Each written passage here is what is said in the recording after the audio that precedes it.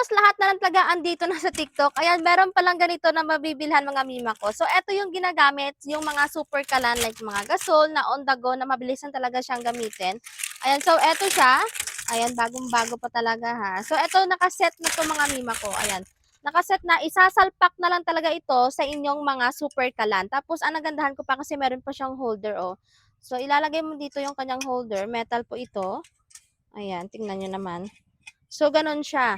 Ayan, tapos meron na din pala siya dito, dito po yung sinasalpak yung super kalan ha, para ipapaikutin nyo lang. So, dito na kayo magluluto. Ayan, i-remove nyo lang ito yung color blue. Ayan, tingnan nyo naman.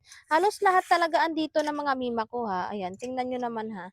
Ayan, akalaan nyo, may ganito pala dito sa TikTok. Ayan, ang ganda ng kanyang burner. Ayan, napakatibay nito mga mi, pang matagalan talaga ninyong gagamitan.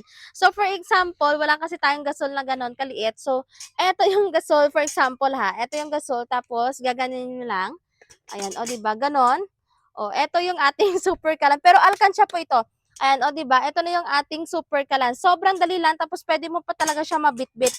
Pati yung kalan, pwede po siya mabitbit kasi matibay po yung kanyang holder at yung etong niya, matibay din po siya kasi metal siya. So, ayan mga mi, kung naghahanap ka ng ganito, tapos super kalan yung gamit ninyo, abay time na talaga na palitan nyo itong ating super kalan na burner. Ayan. Ilalagay ko na ito sa ating yellow basket.